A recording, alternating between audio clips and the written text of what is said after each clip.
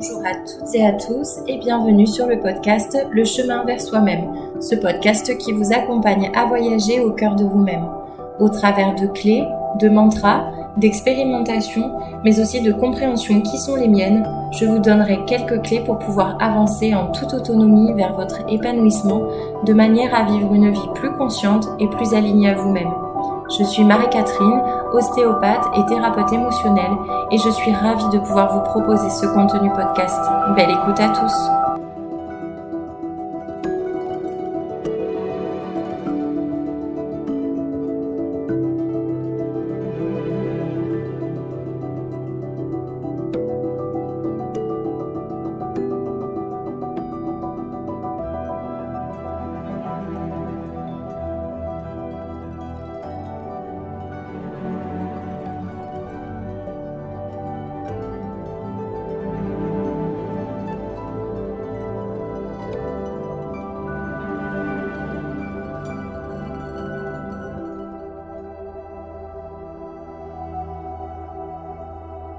Bonjour à toutes et à tous et bienvenue dans le 3e épisode du podcast Le chemin vers soi-même.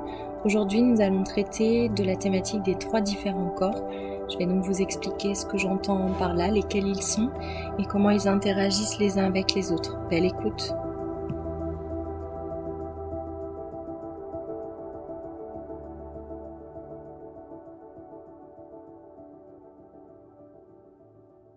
Bonjour à tous, je suis ravie de vous retrouver aujourd'hui pour développer ce sujet des 3 corps dont je vous avais parlé plusieurs fois et qui fait le lien entre le premier épisode donc sur les 5 blessures de l'âme et avec le second épisode qui parle donc des parts blessées. C'était important pour moi de vous le transmettre maintenant, cette donnée, puisqu'en fin de compte c'est vraiment à mon sens celle qui fait le lien et qui explique aussi la vision que j'ai des choses et également l'approche que j'utilise en cabinet, en consultation avec mes patients. Voilà. Mais cela dit, pour vous, il peut aussi cette analyse peut également vous être utile et c'est surtout pour ça d'ailleurs que je vous fais ce podcast parce que dans votre vie de tous les jours, en fin de compte, c'est comment je mets en lien ce que j'analyse, ce que je ressens et ce que mon corps me dit, sans forcément avoir besoin d'aller voir un thérapeute ou quelqu'un qui va diagnostiquer ce qui se passe. Donc, je vais d'abord commencer par vous présenter les 3 différents corps dont je parle. Donc, dans un premier temps, bien évidemment, quand on dit corps, on a le corps physique qui nous vient en tête. Donc, ce corps physique qui, pour moi, est notre véhicule terrestre. Et donc moi de formation et de métier, je suis ostéopathe et je trouve fabuleux de pratiquer ce métier-là parce qu'on a un accès direct et sans filtre à justement ce que l'inconscient cherche à nous exprimer. C'est-à-dire que le corps physique, quand il est en souffrance, on ne peut pas passer à côté. Quelqu'un qui a mal, vous allez jamais entendre quelqu'un qui a mal vous dire « Ah, je souffre, mais alors je suis hyper ravie de souffrir. » Non. Ou alors, c'est quelqu'un qui a une blessure d'humiliation et qui est un peu maso. Mais en règle générale, quand nos corps fait mal, quand on tombe malade, ce genre de choses, on a envie que ça s'arrête. Et la manière dont on va décider de recevoir le message de ce corps-là qui se manifeste à nous, à mon sens, est déterminante. Parce que plus on va mettre de la résistance dans la compréhension de ce qu'il cherche à nous faire savoir, plus du coup le symptôme ou la maladie risque de traîner ou de revenir régulièrement. Parce que donc pour moi le corps physique est vraiment ce qui nous permet de manière consciente d'avoir accès à quelque chose qui se joue dans l'inconscient et qui par définition nous n'avons pas accès. Ensuite, nous avons donc le corps mental, qui donc est celui dont on parle depuis plusieurs épisodes. C'est cet espace de compréhension, c'est-à-dire que ce corps mental cherche à trouver du sens à ce que nous vivons, à ce que nous percevons autour de nous, à comprendre pourquoi ça fonctionne comme ça, pourquoi un tel s'est comporté avec moi, quelles sont mes blessures, qu'est-ce que ça réveille, enfin voilà, c'est tous ces questionnements-là Donc ça, c'est vraiment le corps mental. C'est celui dont on vient prendre soin quelque part quand on consulte des psychothérapeutes, des psychanalystes, qui vont vous expliquer que voilà, si un tel a fonctionné comme ça, c'est parce que dans son histoire, il a vécu ça, et donc vous l'avez perçu comme ça. Donc ça vient soulever cette blessure-là chez vous. Enfin voilà, tout ça, c'est le corps mental. C'est lui qui cherche à trouver du sens. Et il y a ce troisième corps qui, pour moi, à mon sens et avec ma perception, est trop souvent oublié, puisque c'est celui qui est le plus impalpable. C'est-à-dire que le corps physique, bien évidemment, c'est notre véhicule terrestre, on peut se toucher, le corps, on sait quand on a une blessure, quand vous avez le nez qui coule, de manière très objective, vous dites « je suis malade ». Quand vous sentez que vous avez un peu le moral en berne ou que ça va pas trop, vous avez les périodes de ce qu'on appelle des petites déprimes, des choses comme ça, on voit bien que c'est quelque chose d'autre, d'émotionnel, mais que c'est pareil, c'est objectivable. Et après, vous avez le corps émotionnel, donc ce troisième corps qui est un peu plus impalpable, comme je le disais, puisque c'est le reflet de ce qui se passe sur le plan énergétique. Et donc ça, c'est quelque chose, on y croit, on n'y croit pas, mais je vais essayer du coup de vous le rationaliser avec des choses perceptibles et concrètes, pour que le mental soit satisfait quand même de ce que je vous raconte. Le corps émotionnel, c'est un corps qui est profond, qui est diffus, et qui pourrait s'assimiler un petit peu sur tout ce qui est circulatoire au niveau du corps. C'est du fluide, c'est quelque chose qui peut circuler librement, tout comme il peut s'arrêter et cristalliser. Et c'est bien là le lien avec le corps physique et le corps mental. Je m'explique. Quand vous vivez une émotion dans la vie de tous les jours, que ce soit une émotion comme la joie, la tristesse, la peur, la colère, il y a beaucoup d'expressions de la langue française qui rattachent ça à une partie physique, c'est-à-dire j'ai la peur au ventre. On est d'accord qu'une émotion, quand vous vivez un événement de la vie de tous les jours, on ne le vit pas par la compréhension dans un premier lieu. On le vit dans notre corps. L'énergie, par définition, c'est quelque chose d'impalpable qui vient créer un mouvement. Quand vous vous mettez en colère, vous sentez que votre corps se tend. Quand vous vous mettez à pleurer, il y a des larmes qui coulent. C'est donc que les émotions, quelque part, on ne peut pas les saisir, on ne peut pas les mettre dans une petite boîte, mais on sent bien qu'elles circulent en nous, ou pas d'ailleurs. Et c'est quand elles ne circulent pas, justement, qu'elles vont impacter très souvent le corps physique et avoir un impact ensuite sur le corps mental, puisque ça crée un blocage, quelque chose d'incompréhensible, et comme en plus on ne peut pas le voir, on ne sait pas vraiment quelle est la source. C'est pour ça qu'à mon sens, ce corps émotionnel, c'est vraiment la clé pour moi d'une approche de guérison assez complète. Et c'est d'ailleurs pour ça qu'en médecine chinoise, on rapproche les émotions, et notamment lorsqu'une émotion n'est pas pleinement vécue et donc cette énergie ne circule pas, on peut la ramener à des organes. Pour finir sur mon approche liquidienne, pardon, parce qu'après je me perds et je vous perds, je pense. Une émotion, lorsqu'elle est pleinement vécue, comme je vous disais, donc comme c'est de l'énergie, elle circule partout dans votre corps. Qu'elle soit agréable ou qu'elle soit pas agréable. Si vous prenez le temps de vivre une émotion, alors on va décortiquer l'émotion aussi, c'est-à-dire que il vous arrive un événement. Vous apprenez, par exemple, que quelqu'un à qui vous tenez, il vient de lui arriver quelque chose de terrible. Ça va vous faire ce qu'on appelle au début une charge émotionnelle. C'est-à-dire que quand cette charge émotionnelle intervient en premier lieu, elle n'est ni contrôlable, ni analysable, elle a juste besoin de s'exprimer. L'émotion a juste besoin d'être vécue pleinement, d'être ressentie pleinement, même si elle est inconfortable. Et une charge émotionnelle, vous pouvez dire ce que vous voulez à quelqu'un qui est en train de vivre sa charge émotionnelle, vous n'arriverez pas à avoir quelque chose, une discussion qui soit constructive.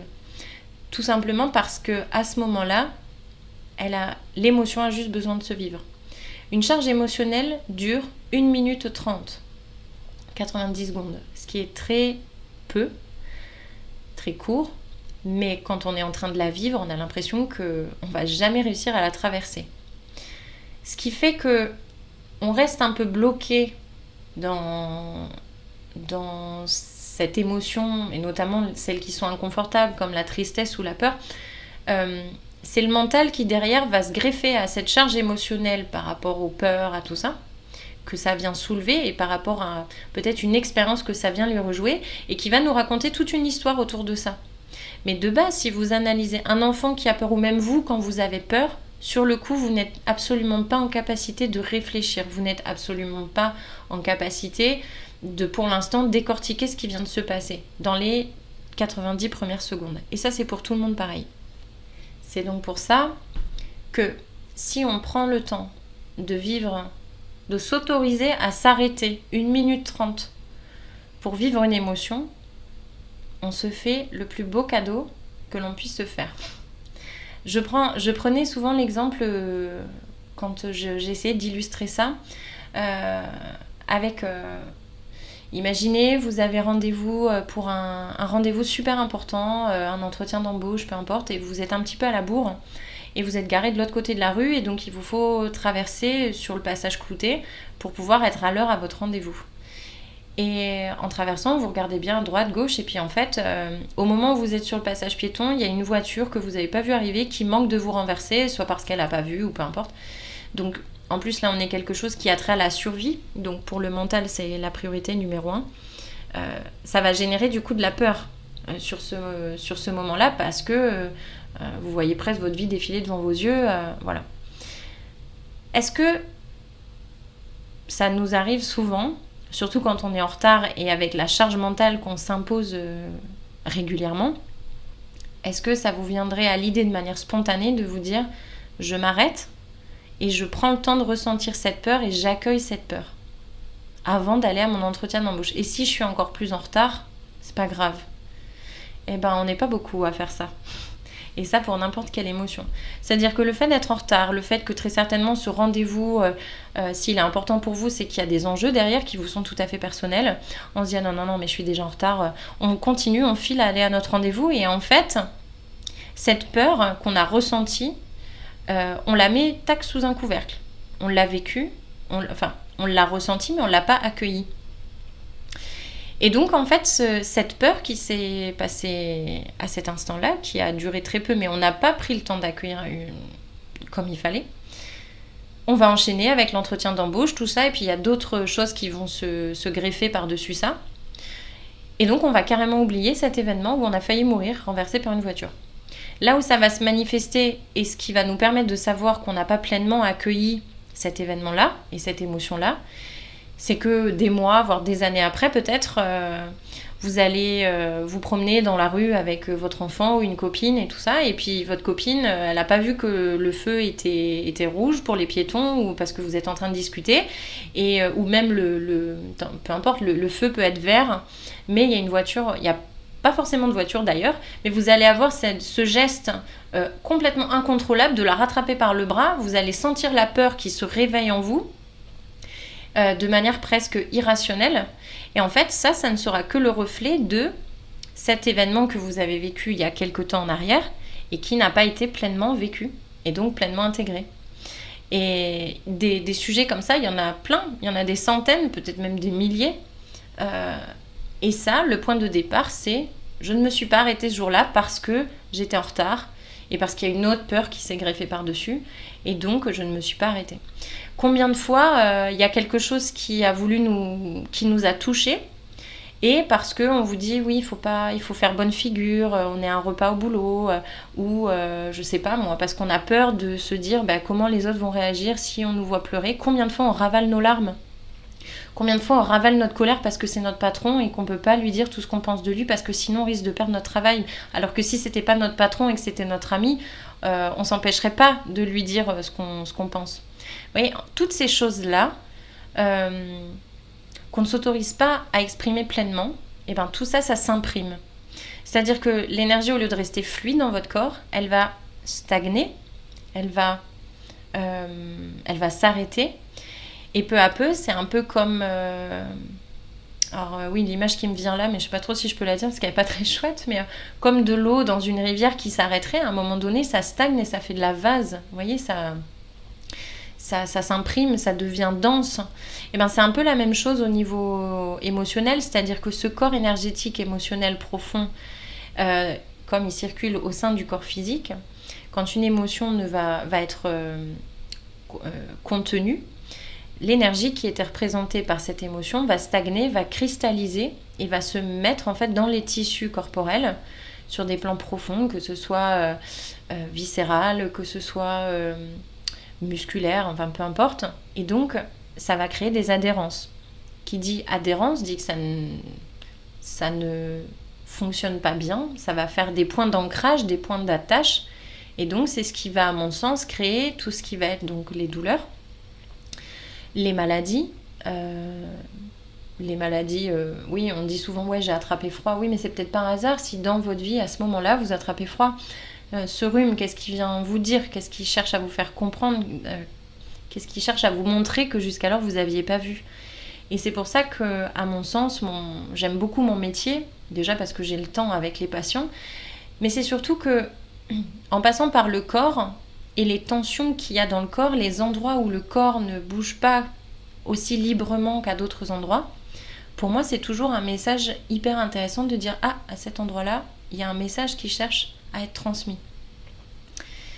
Alors que le mental, lui, quelqu'un qui va aller chez le psychologue, s'il est sous le coup de son ego, du mental, des programmations inconscientes, de par ce système du déni dont je vous parlais au premier épisode, le déni, il cherche à cacher quelque chose, vous ne le voyez pas, c'est complètement égotique. Donc en fait, c'est très rare d'avoir un patient qui va chez le psy et qui vous dit « Bon, je viens vous voir parce que je sais d'où viennent mes problèmes, là je souffre vachement, là truc, machin, j'ai tout compris. » Bah non, sinon on n'irait pas chez le psy.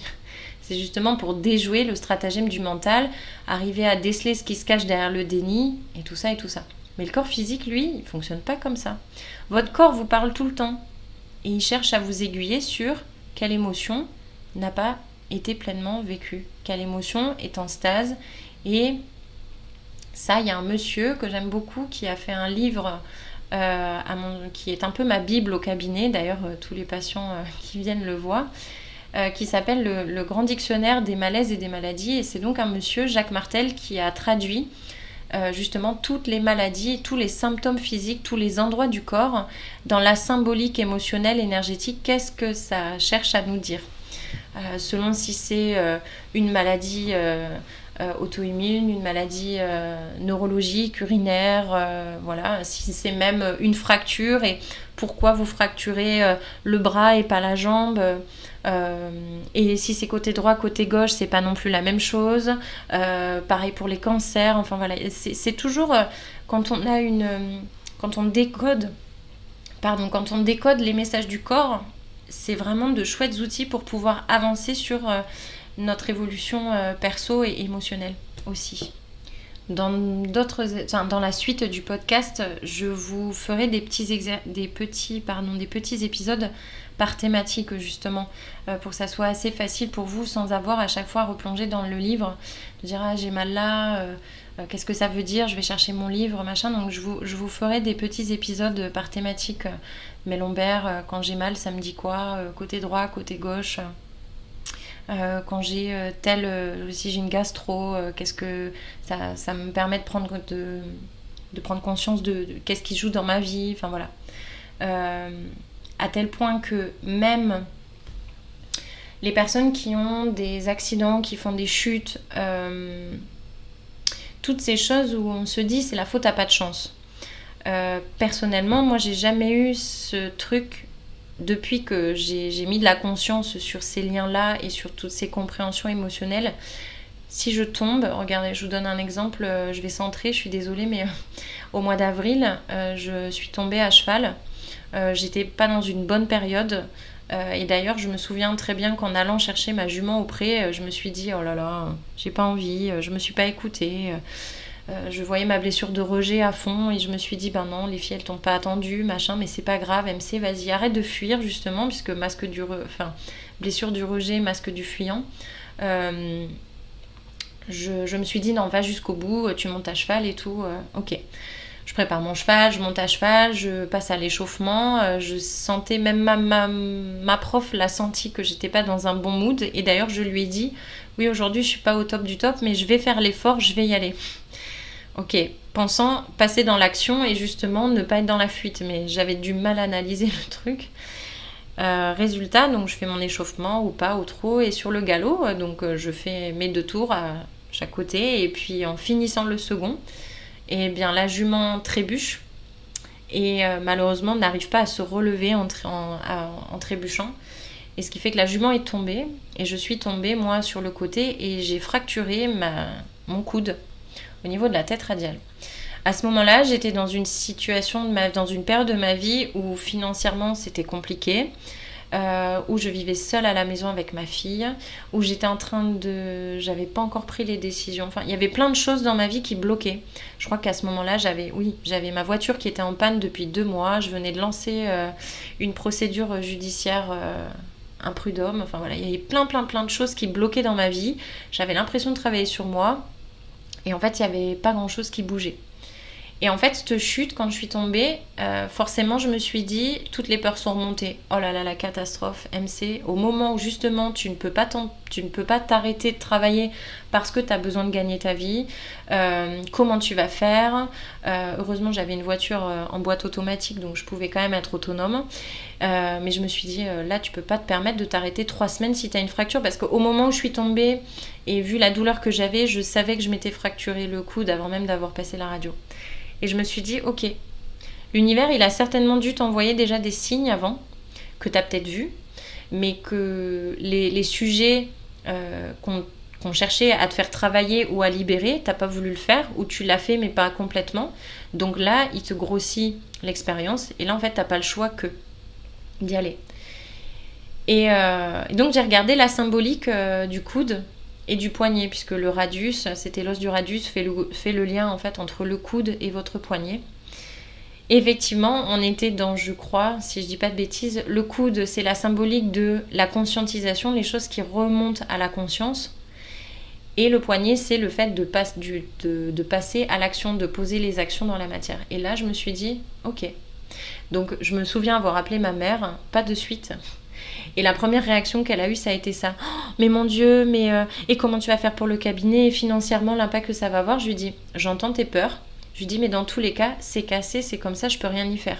C'est comment je vais transcender ça et comment je vais tirer du positif de cette expérience qui n'était a priori qu'un accident.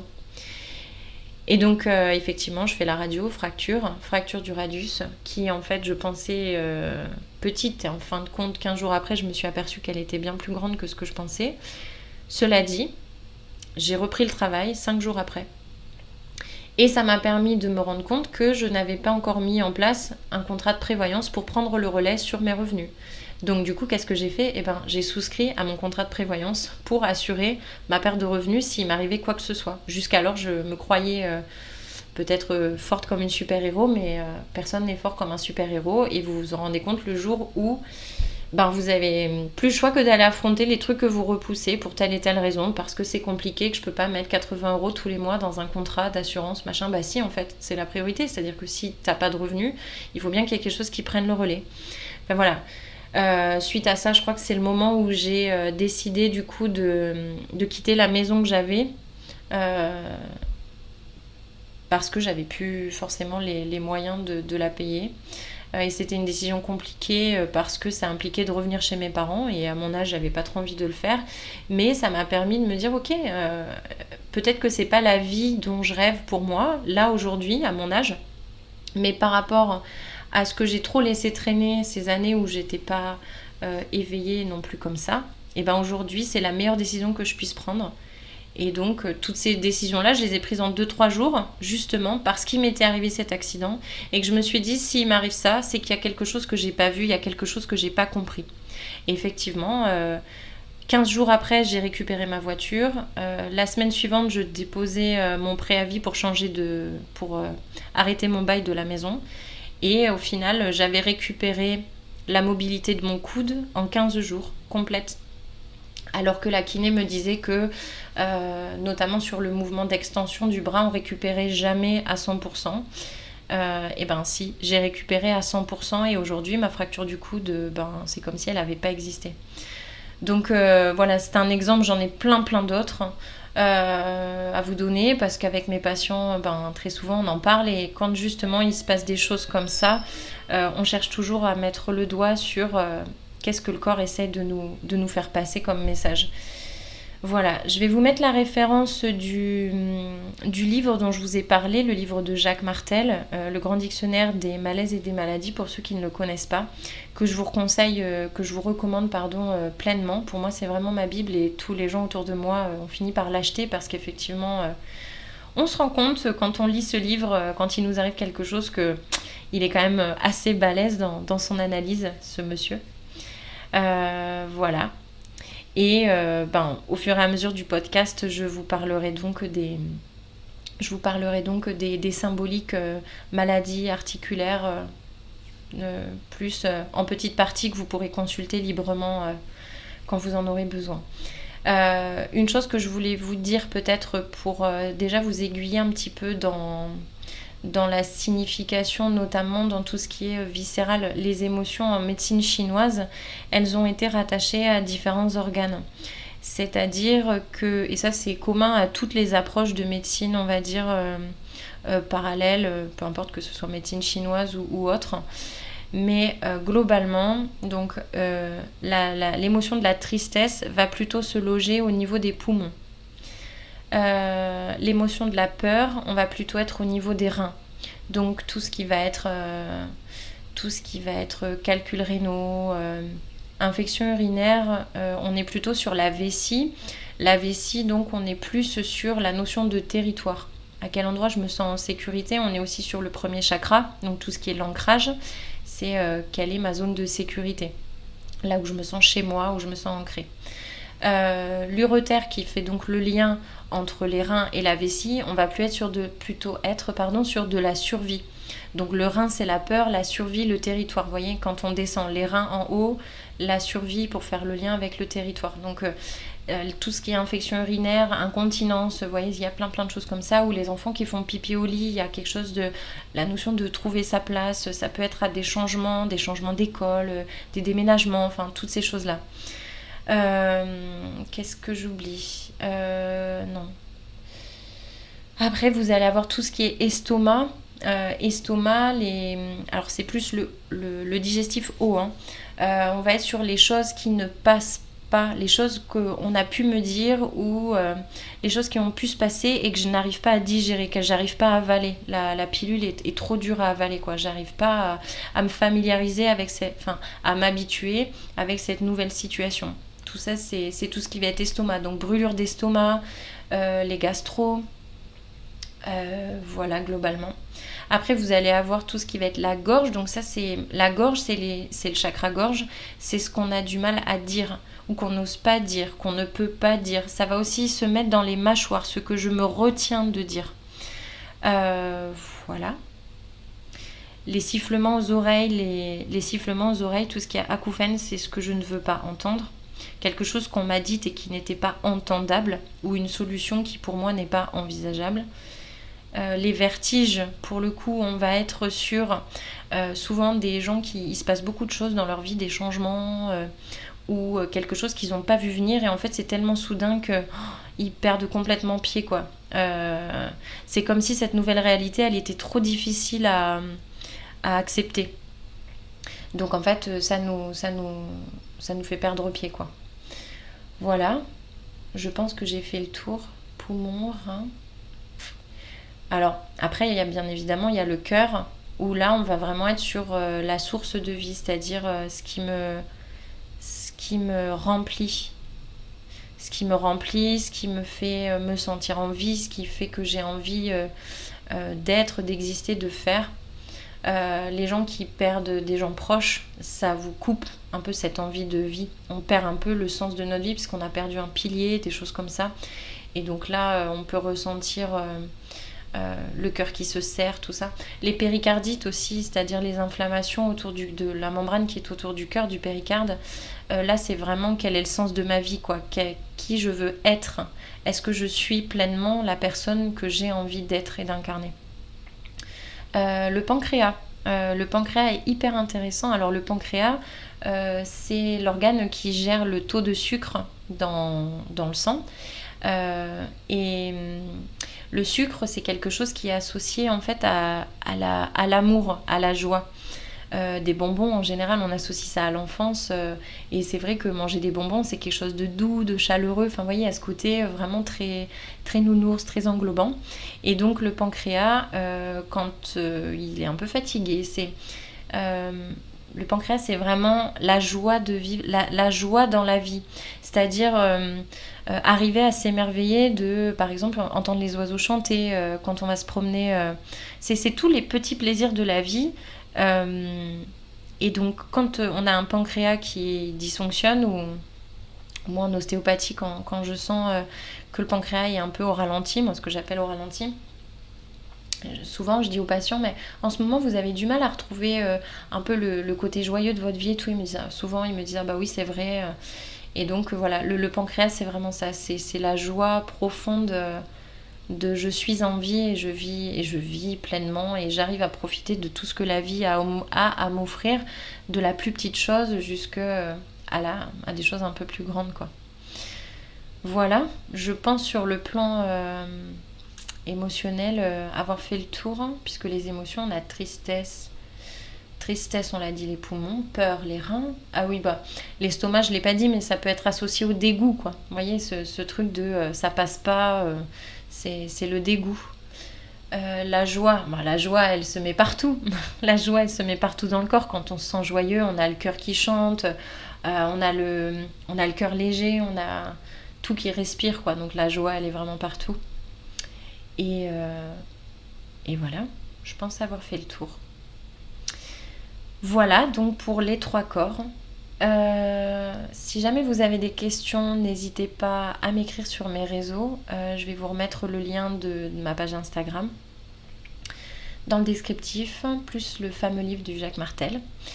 Et je vous retrouve dans 15 jours pour le 4e épisode du podcast. Voilà, en espérant avoir été assez claire et vous avoir permis d'avoir des éclairages. Je vous souhaite à tous une très belle journée et je vous dis à bientôt. Bye bye.